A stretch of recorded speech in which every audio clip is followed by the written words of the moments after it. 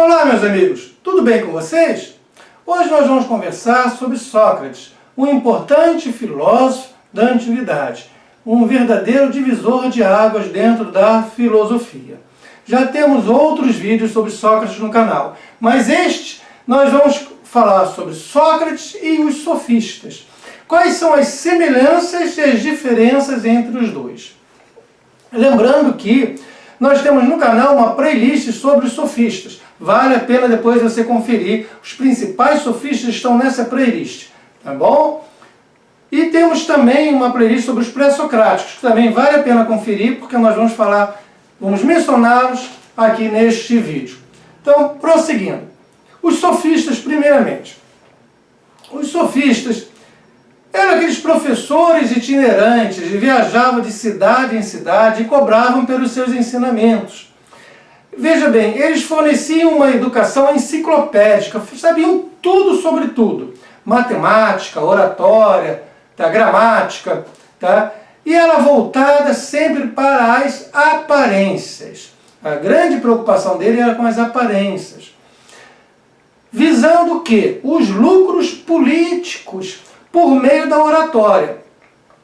Numa sociedade democrática, como a Atenas do V século a.C., se você soubesse falar bem, você abria espaços para você. Você conseguia convencer as pessoas sobre os seus pontos de vista. Você tinha poder das decisões do Estado, poder para influenciar as pessoas, influenciar a sua cidade a seguir um determinado rumo, a declarar a guerra ou a fazer a paz. Então, a arte da oratória, de saber influenciar as pessoas, era ensinada pelos sofistas. E o Sócrates? O Sócrates, ele tem uma constante preocupação com a educação da juventude ateniense, voltada para a prática do bem, da justiça e da virtude. Veja, o Sócrates há de igualar o bem com a virtude. Virtude é praticar o bem.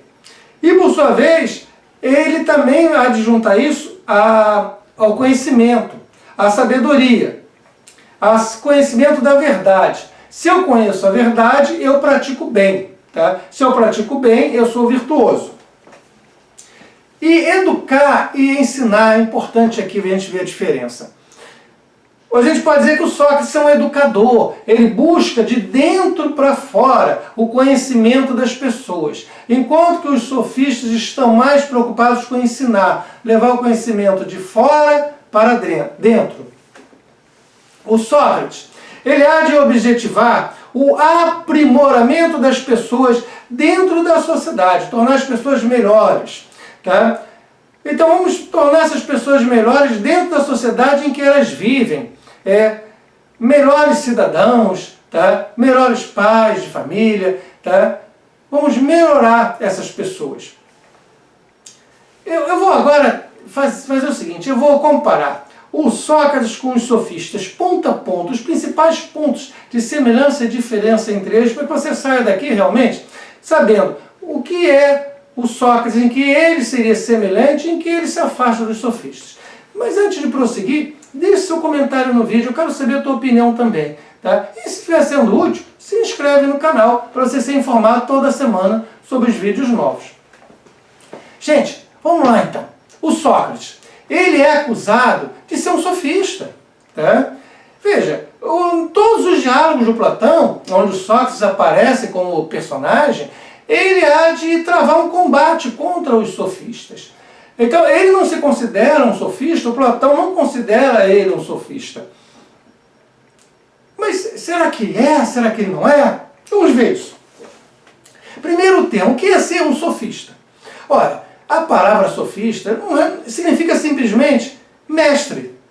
Mestre sábio. E nesse sentido, o Sócrates é um mestre, sim. O Sócrates é um homem sábio. Então, o Sócrates é um sofista. Nesse sentido, ele é um sofista como outros que recebem esse título de sofista.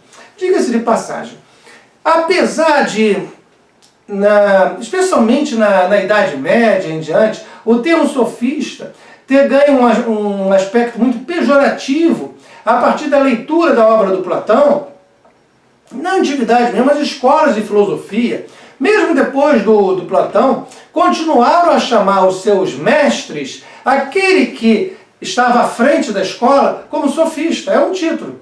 Eu sou o chefe da escola, estou à frente dessa escola, sou o professor aqui, o principal professor, então eu sou um sofista. Mas esse sofista representa o quê? Eu sou o mestre, eu sou o sábio da escola. Entendeu, gente? Então a conotação, você tem que ver a denotação e a conotação. O significado da expressão sofista não é nada mais, nada menos do que mestre e sábio. Só que está associado a um grupo de professores itinerantes no quinto século a.C., que foram combatidos por Sócrates, e a partir da leitura de Platão, a gente passa a ter uma visão mais negativa sobre os mesmos. Mas vamos chegar lá. Além disto, os sofistas, eles tinham um grande conhecimento. Eles tinham, como falei, um conhecimento enciclopédico. Eram professores que sabiam muito sobre tudo, sobre gramática, sobre matemática, sobre astronomia, sobre filosofia. Tá? Eles estudavam muito e sabiam muito. E eles afirmavam, eu sei realmente, eu tenho conhecimento que eu vou lhe passar. Você pagando, tá? Eu lhe passo o meu conhecimento. Então eles cobravam. Aliás, gente, hoje em dia todo professor cobra para lhe passar o conhecimento, que sinceramente o professor leva a vida toda estudando, ele cobra. E é o que o sofista fazia. Tá? Só que o Sócrates não aceitava pagamento. Tá? Ele não aceitava pagamento de ninguém. Ele achava, na opinião dele, que a filosofia não podia ser ensinada mediante pagamento. Em virtude dos sofistas aceitarem pagamento, os mais famosos dentre eles eram riquíssimos. Que nem hoje, você tem professores que dão palestras, conferências, que são muito ricos. Não é a realidade para a maioria, mas você tem professores muito ricos, tá? No mundo afora. E naquela época a mesma coisa, você tinha alguns sofistas que eram muito ricos, mas o Sócrates era pobre. Ele não cobrava, ele não tinha dinheiro. Tá? Os alunos. Quais eram os alunos de Sócrates e quais eram os alunos dos sofistas? Ora, ambos tinham o mesmo perfil de alunos. Os seus discípulos, os seus alunos, eram provenientes da classe rica, que tinha muito dinheiro, a classe dominante. Eram os filhos dos ricos comerciantes, dos nobres. Por isso que, no caso dos sofistas, esses alunos tinham dinheiro para pagar. E teriam dinheiro para pagar o Sócrates também, se o Sócrates cobrasse. Então, os alunos, os discípulos eram os mesmos, não mudavam. Eram pessoas que queriam conhecimento, estavam buscando conhecimento. Fossem Sócrates ou fossem com os sofistas. Vinham do mesmo segmento social. Os sofistas se propunham a ensinar. Tá? Eles diziam que sabiam as respostas e queriam ensinar. O Sócrates, ao contrário, se propunha a educar. Tá? Ele dizia, eu não sei as respostas. Tá? Então eu vou educar. Lembra, eu já comentei antes, inclusive em outros vídeos, que ensinar é o que eu estou fazendo aqui com vocês. Eu estou pegando um conhecimento que eu tenho e estou passando para vocês. Ou seja, de fora para dentro. Olha, gente, eu estudei muito, eu aprendi isso aqui, vou passar esse conhecimento para vocês agora. É o que o professor faz em sala de aula. Isso é ensinar. Educar não é isso. Educar é buscar o conhecimento que está dentro de você, trazer de dentro para fora. É trazer você, sua alma, para a realidade desse mundo. Pegar, pescar a sua alma e mostrar para você esse mundo. Olha, educar, vou te mostrar esse mundo aqui à volta. Então educar é de dentro para fora. E enquanto que os sofistas ensinavam, o Sócrates se propunha a educar. Ele ajuda as pessoas a descobrirem a verdade que já está dentro delas mesmo. Porque as pessoas são grávidas do conhecimento, das ideias, mas sem o saberem. O Sócrates lembra a mãe dele, que era parteira, que ele herdou esse dom de ser parteira, porque a parteira, veja bem, ela ajuda a mulher, a única coisa que a parteira faz é ajudar a mulher que está grávida. A mulher vai ter um filho, o filho está na barriga dessa mulher, ela vai ter um filho, e a parteira está do lado ajudando. Mas veja, a parteira não está grávida, a parteira não tem um filho, a parteira não vai colocar o filho na barriga dessa mulher. Não, tá? A parteira só vai ajudar essa mulher a tirar de dentro dela a criança. Só isto, é só ajuda a uma mulher que já está grávida. E o Sócrates dizia, olha, eu sou que nem a minha mãe que era parteira, eu faço a maiêutica, o parto das ideias. Eu não tenho ideia alguma dentro de mim, eu não sei coisa alguma. Eu simplesmente ajudo as pessoas a fazerem o parto da verdade que está dentro delas, da ideia que está dentro delas. Então elas vão botar para fora através do método, a maiêutica, ironia mais uma maiêutica, eles vão colocar para fora o conhecimento que já está dentro delas, através de perguntas curtas. Eu vou perguntando, eu vou conversando, eu vou dialogando, e aquilo que elas já sabiam, mas não sabiam que sabiam, tá? Elas produzem criativamente, que nem a mulher que já tem a criança dentro dela e põe para fora. Então é a maiêutica, o parto das ideias. Temos um vídeo sobre esse tema aqui no canal, depois você dá uma olhada. Os sofistas se viam como os mestres do discurso. Eles faziam uso constante da linguagem. Veja, o Sócrates também, com certeza, o Sócrates faz o uso constante da linguagem. O que é filosofia se não a linguagem, gente? Então, nesse ponto, os dois são semelhantes, os dois fazem uso da linguagem, e os dois são mestres do discurso, tanto os sofistas, tanto Sócrates. Mas há uma diferença. Os sofistas vão fazer uso da retórica, enquanto que o Sócrates vai fazer uso da dialética, da maiêutica. Tá? Veja, a retórica é composta por discursos longos, pela oratória, enquanto que a dialética, a maiêutica, é composta por discursos curtos, por diálogos, por conversa. Sabe quando você está conversando com um amigo, você faz uma pergunta, ele dá uma resposta curta, aí você faz outra pergunta, aí você acrescenta mais alguma coisa. Aquele diálogo, aquela conversa agradável, é isso que o Sócrates faz. O sofista não. Ele faz tipo aquele discurso de político, vai e fala a beça. Então o sofista, muito lembra o professor como eu aqui, eu estou fazendo um discurso mais longo. Né? O professor em sala de aula, ele faz um discurso que se assemelha não a Sócrates, de jeito nenhum. O Sócrates não faria o que eu estou fazendo aqui, nem o que o professor faz em sala de aula.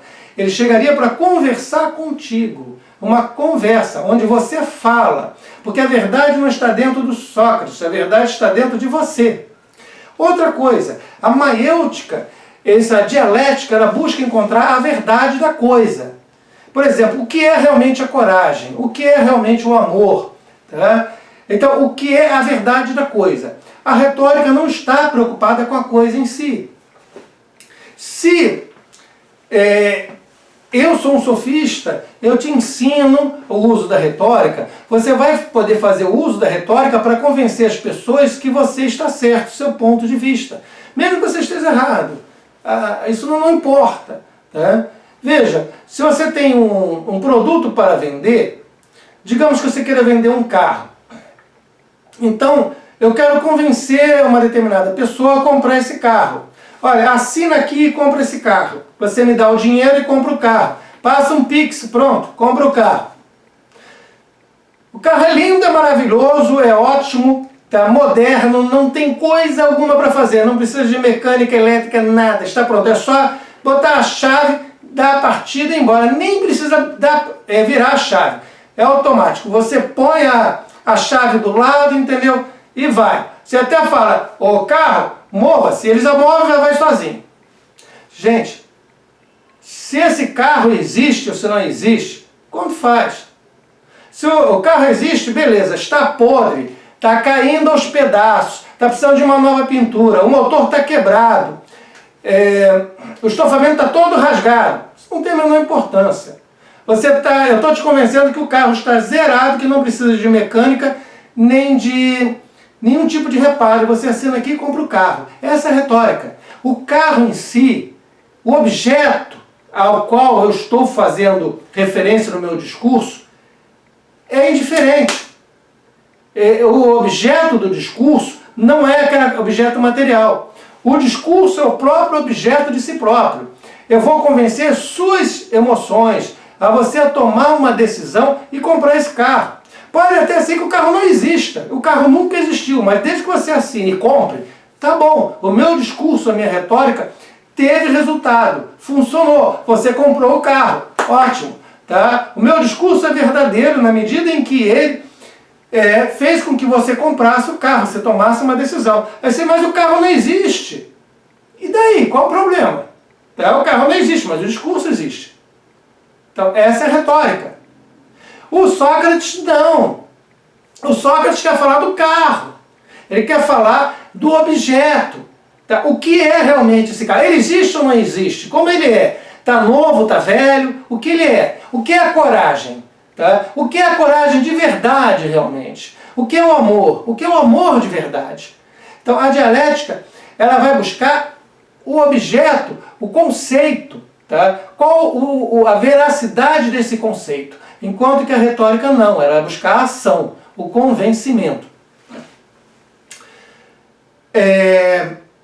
Outra coisa, vamos lá. O Sócrates e os sofistas, prosseguindo. Os sofistas, eles vão ensinar então algo novo. Eles são professores, estão ali para te ensinar algo que você vai pagar. Tá? Enquanto que o Sócrates, ele vai estar junto contigo para buscar a sua verdade interior. Olha as diferenças. O sofista, ele vai trazer um conhecimento de fora para dentro. Lembra? Ensinar. Enquanto que o Sócrates, ele vai buscar o conhecimento que vai surgir de dentro de você para fora. Ou seja, educar. O sofista, ele vai trabalhar o ensino da oratória visando ganhar disputas, como eu falei do carro. Tá? Ou poderia vender uma casa. Tá? Eu quero te convencer alguma coisa. Tá? O objetivo da oratória, da retórica, é ganhar uma disputa. É te convencer a fazer alguma coisa. Já o Sócrates, ele não ensina retórica, ele não está interessado em ensinar retórica. E ele não busca ganhar disputas, ele não quer saber te convencer de coisa alguma. Os sofistas, eles vão falar da relatividade do saber e da verdade. O conhecimento é relativo. O que é verdade para mim não é verdade para você. A comida que a gente acha mais gostosa aqui no Brasil não é a mesma comida que se acha mais gostosa na Rússia ou na Itália. O padrão de beleza muda. O que determinada cultura acha que é bonito, o outro acha que não é. As leis do Brasil não são as mesmas leis da Argentina ou da Venezuela.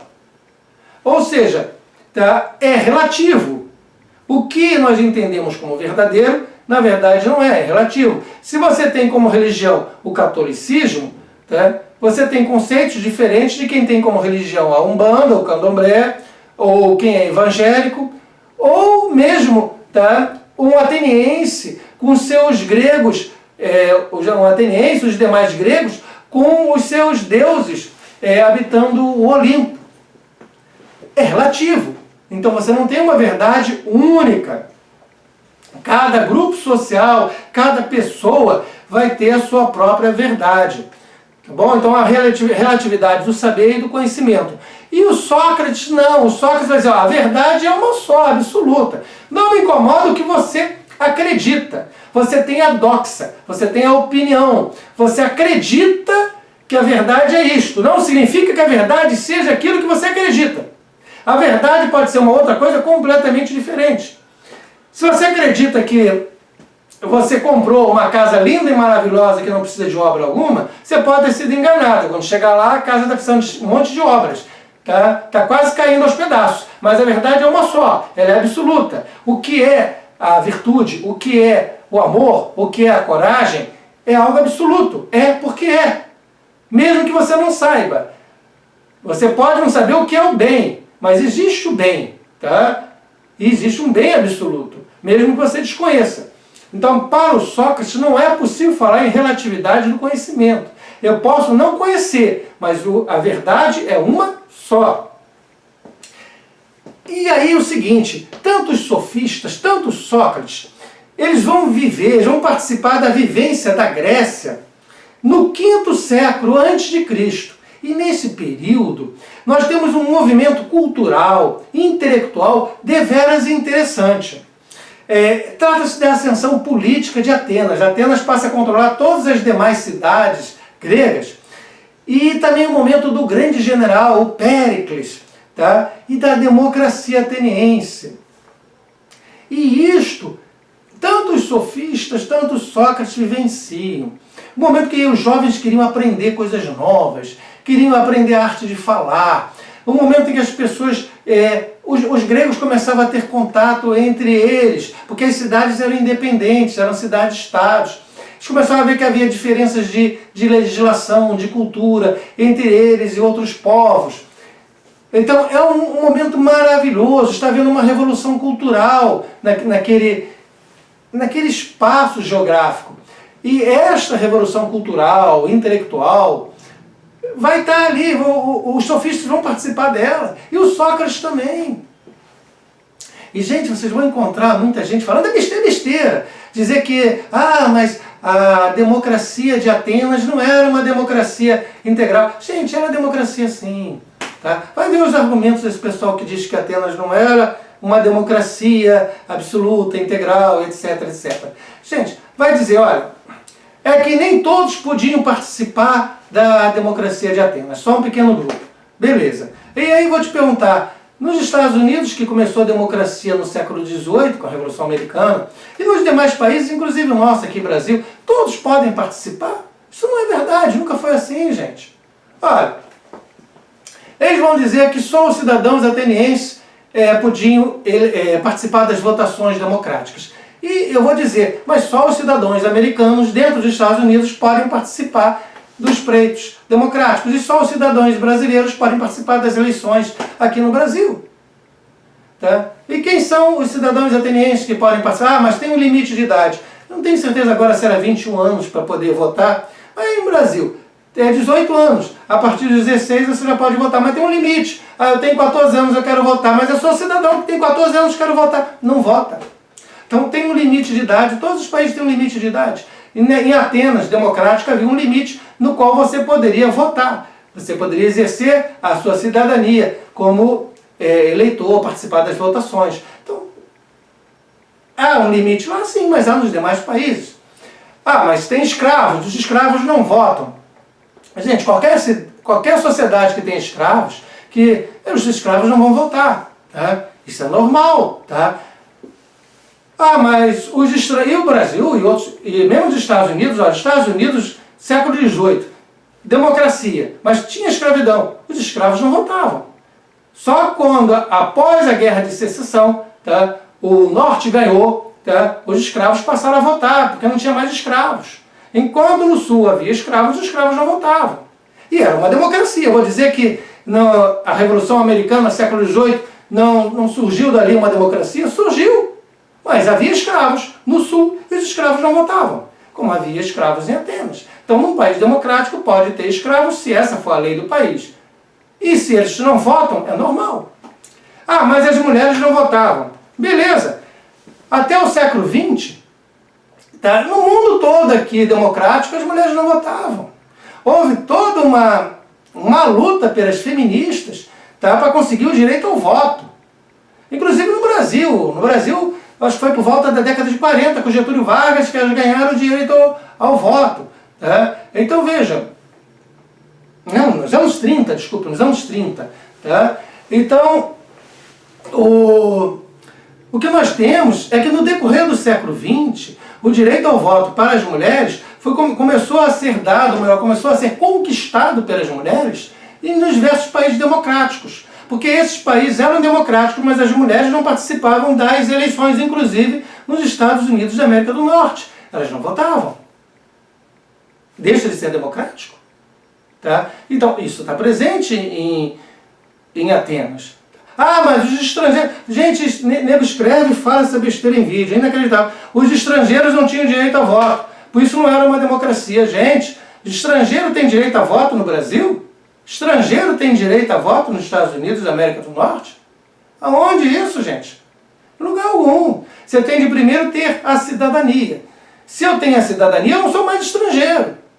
Tá? Você pode vir ter nascido no país que for. Se você conseguir a cidadania brasileira, você passa a ser um cidadão brasileiro. É a mesma coisa.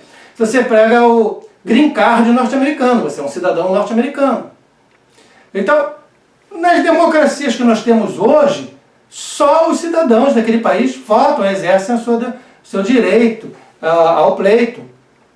O estrangeiro não. Isso estava presente em Atenas. Então essa crítica me parece a seguinte: a pessoa está falando besteira porque não pensou. Não pensou e está falando besteira. Porque se pensar vai ver que se trata de uma democracia como as que nós temos hoje, que estamos imitando a democracia de Atenas. E os sofistas, voltando aos sofistas, e os Sócrates participaram desse momento democrático na cidade de Atenas e nas demais cidades. Tá? E seu apogeu foi com Péricles, tá? À frente do governo. Bem, os sofistas, eles eram buscados pelos jovens. Os mais jovens queriam aprender, iam buscar os sofistas, pagavam, tinham dinheiro, os pais eram ricos. Tá? E os mais velhos, os pais, estavam voltados para a tradição, para a aristocracia. Eles não gostavam dos sofistas, não gostavam daquele movimento, não gostavam daquela mudança. E com Sócrates era diferente? Não. Os alunos do Sócrates vinham também das classes mais privilegiadas, eram jovens e seus pais não gostavam do Sócrates também não. Então, a parte dos alunos, a mesma coisa. E tanto Sócrates, tanto os sofistas, eles participaram de uma transição, eles são a própria transição, tá? De um período cosmológico para um período antropológico. Dos assim chamados pré-socráticos, os filósofos pré-socráticos, que nós temos inclusive uma playlist, como eu falei no início desse vídeo, sobre os pré-socráticos, vale a pena ver, que estavam preocupados com a natureza, com a physis, com o cosmos. E essa transição, ela sai então dessa vertente vinculada à natureza, à physis, o cosmos, para o humano, o convívio em sociedade. Tanto os sofistas, tanto Sócrates, eles têm a mesma ênfase. Não é mais o meu interesse estudar a natureza, o cosmos, por que eu existo, por que surgiu o universo, por que surgiu esse planeta, a vida. Não. Meu interesse é estudar a vida em sociedade. É estudar esse humano, as emoções, as paixões, a arte de falar. Então, é uma mudança do cosmológico para o antropológico. Tá? É uma ruptura, por isso que a gente fala em pré-socráticos. Não é que eles estejam antes de Sócrates. Tem pré-socrático, inclusive, depois do Sócrates ter falecido, tá? Não é isso. É que a temática envolvida. Se a temática desse filósofo é a questão da natureza, da physis, de como surgiu o cosmos, tá? Então ele é considerado um pré-socrático, mesmo que ele esteja vivendo após o falecimento do Sócrates. Agora, se a temática dele já é humana, as emoções, convivem em sociedade, aí nós estamos nos pós-socráticos. Entendeu, gente? Então são essas as semelhanças e essas as diferenças. O Sócrates, como vocês viram, tem muito de sofista, mas, por outro lado, tem coisas nele que se afastam da sofista. Da mesma forma que hoje, nós professores, eu aqui, temos muito de sofista. Veja, um professor é aquele que está em sala de aula, seja na faculdade, ou seja na escola, mas ele está recebendo um pagamento para poder sobreviver, viver ensinando aquilo que ele sabe. E ele assume que sabe a partir dos seus estudos. Tá? Então ele não disse, eu não sei, ele disse, eu sei, eu estou aqui para vender o meu conhecimento. Isso é o quê? É o sofista. É a postura do sofista, não é a postura do Sócrates. Tá? Se fosse a postura do Sócrates, o professor não cobraria pelos seus ensinamentos, ia ser um pobretão, tá? Mesmo que morresse de fome, mas não iria cobrar, ia ensinar gratuitamente e não iria ensinar, mais ainda. Ele iria conversar, dialogar contigo para buscar a verdade interior que você tem, porque a verdade está dentro de você, você está grávido do conhecimento. Então eu vou trazer essa verdade de dentro para fora, através do diálogo, da conversa. Eu vou educar, eu não vou ensinar. Beleza, gente? Olha, se você está gostando, se inscreve no canal, que toda semana temos vídeo novo e você vai ser informado. E dá uma visita também na aba comunidade, eu sempre escrevo ali na comunidade falando sobre os próximos vídeos. Olha, semana que vem vai ter vídeo sobre isso, vai ter artigo, tá? Todos os vídeos têm um artigo com material de apoio nos nossos blogs, inclusive este. Então, gente, é isso aí, ó. Não esquece de deixar o seu comentário e muito obrigado mesmo pela presença até aqui. Até mais!